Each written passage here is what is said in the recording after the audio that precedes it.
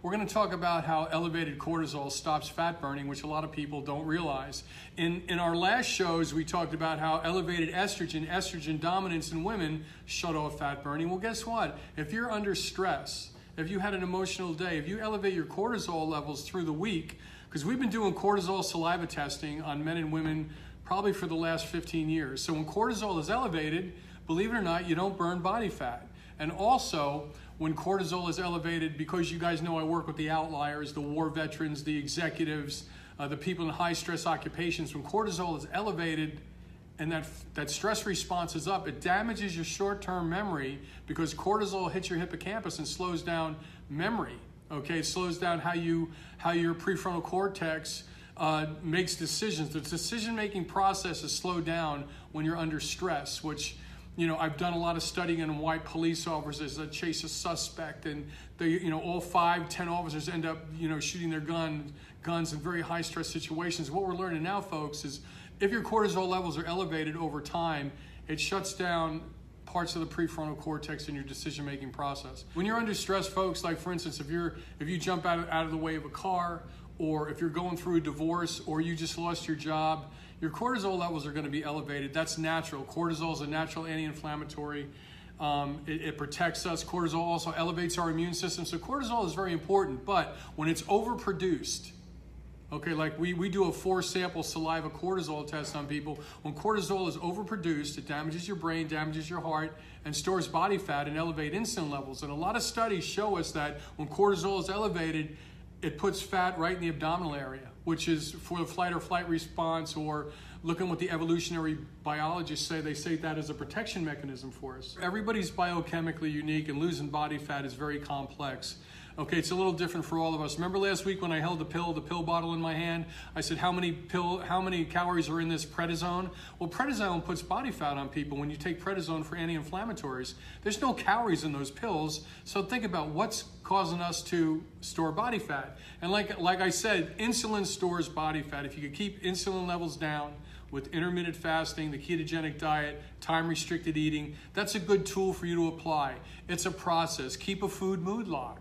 But when you're under stress and you're not burning body fat, you know, this is where chronic fatigue comes in. This is where people, you know, women that are under so much stress, like for instance, after they lose a child, a lot of women, because of the stress low with their immune system, end up with breast cancer. So I've been obviously in medicine 40 years. I've seen it all, and I'm still learning.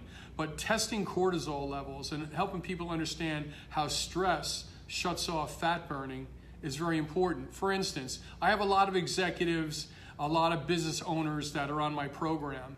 You know, while they're in business or while they're going through a tough time like a divorce, if they came to me and said, I want to train for a marathon, I go, no, now's not the time. I'm not one of those people. No, it's well, I'm just giving an example. We have to understand where people are in their life to help them. I'm dropped into the second act of a third act play a lot of times, so when somebody lays out what they want to do, I got to make sure that, you know, it's realistic. And we got to get baseline blood work. We got to do saliva, cortisol testing. We got to look at people's hormonal levels. Because another thing that happens, and I've seen this at war vets and EMS workers, women attorneys that I've worked with that are getting ready to go through a case, when you're elevating cortisol, it suppresses all your hormonal levels. And when that happens, it ends up opening you for all kinds of diseases. So elevated cortisol suppresses all your hormonal levels. In women, for instance, elevated cortisol suppresses progesterone, which women need to think properly, to burn body fat. So, you know, taking the medication, you know, I know it's a bridge. Sometimes we need it, but understanding your physiology and getting baseline blood work and saliva cortisol testing is always really a good plan to have.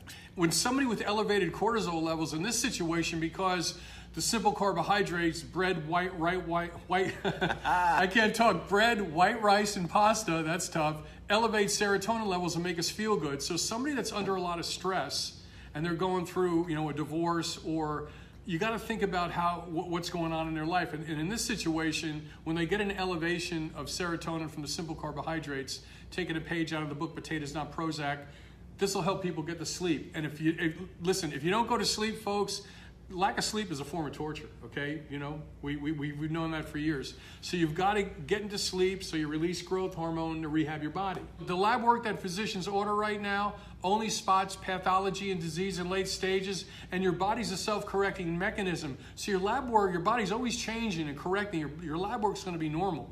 We need to look at your intestinal tract, look at your intestinal flora. The gut is the second brain. You are not what you eat, you are what you absorb. Okay, we need to look at your hormonal levels. A woman has 3 estrogens, progesterone, testosterone, thyroid, and cortisol. Boom. We need to look at all that so we can get a picture where you are, a snapshot where you are right now. Your physician's not trained to do that. Fat distribution is genetically determined, hormonally regulated. So upper and lower body fat has a lot to do with progesterone and testosterone and estrogen and insulin and growth hormone. So there's a lot of things at play here. This is why we run lab tests on cortisol levels and understand the 3 different estrogens in a woman's body, and why is it that a guy that's on testosterone therapy is not working, and why do some men have elevated estrogen levels? Folks, remember, physical, mental, and emotional stress can elevate cortisol levels, and when cortisol goes up, it could lower our feel-good chemicals, it could put fat on us. So understand the stress response to the body and Google the HPAG axis. Boom.